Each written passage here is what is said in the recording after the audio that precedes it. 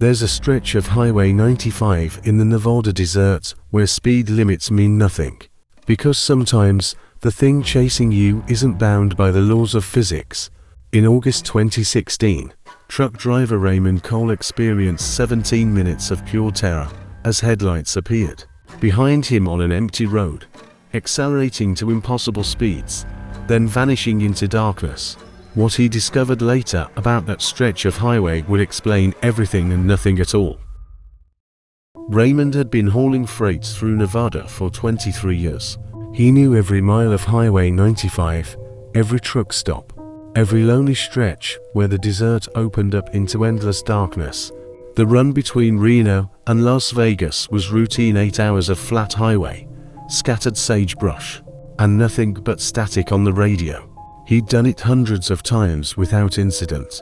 That night, Raymond left Tonopah just after 11 p.m. The moon was a thin crescent, providing almost no light.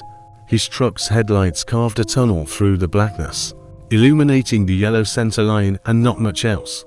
The highway was completely deserted. He hadn't seen another vehicle in over an hour.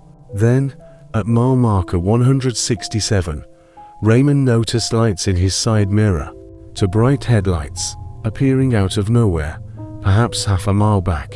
At first he felt relief. Company on this lonely stretch was welcome. But within seconds, relief turned to unease. The lights were approaching fast. Too fast. Raymond checked his speedometer. He was doing 70. These lights were closing the gap like he was standing still. Raymond moved to the right lane, assuming the vehicle wanted to pass. But the lights stayed directly behind him, matching his position. They grew larger, brighter, until they filled his mirrors with blinding white light. Raymond's pulse quickened. He pressed the accelerator, pushing the truck to 80, then 85. The lights kept pace effortlessly. The desert stretched endlessly on both sides. No towns, no exits, no places to pull over. Just flat emptiness and darkness. Raymond's hands gripped the wheel as the lights began to pulse, growing brighter and dimmer in a rhythm that made his head ache. His radio erupted in harsh static. The temperature inside the cab dropped sharply, and Raymond's breath came out in visible puffs despite the warm desert night. He tried to get a better look at the vehicle through his mirrors, but the lights were too intense, obscuring everything behind them. No headlight pattern matched what he was seeing, just two perfect circles of white light, unwavering and impossibly bright. Raymond's mind raced.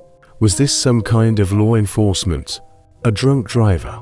Something else entirely? At 90 miles per hour, with his truck shaking from the speed, Raymond made a desperate decision. He slammed on the brakes, hoping the vehicle would swerve around him. The lights grew massive in his mirrors, about to collide with his trailer. Raymond braced for impact. Nothing happened. The lights simply vanished. 1 second they were there, filling his cab with white light. The next, complete darkness. Raymond brought the truck to a shuddering stop on the shoulder, his heart hammering. He jumped out, flashlight in hand, and checked the entire length of the highway in both directions. Nothing. Not a single vehicle. Not even dust in the air. Just silence and darkness and the endless desert. The next morning, shaken and exhausted, Raymond stopped at a truck stop near Hawthorne. An older mechanic named Gene listened to his story, then walked Raymond to a map on the wall. He pointed to mile marker 167. "You're not the first," Gene said quietly. "That stretch there back in 1959, a couple in a convertible lost control at high speed.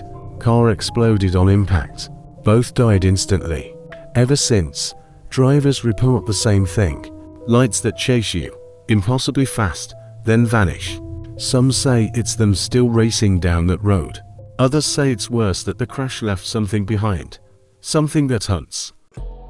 Raymond Cole still drives freight, but he plans his routes to avoid Highway 95 after dark.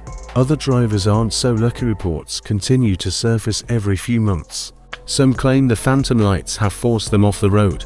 Others describe a sense of malevolent intelligence behind the pursuit, as if whatever creates those lights is testing them, playing with them. The old crash site near mile marker 167 is still visible from the highway, twisted metal, and scorched earth that never quite grew back.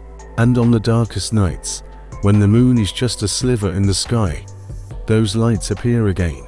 Chasing. Always chasing.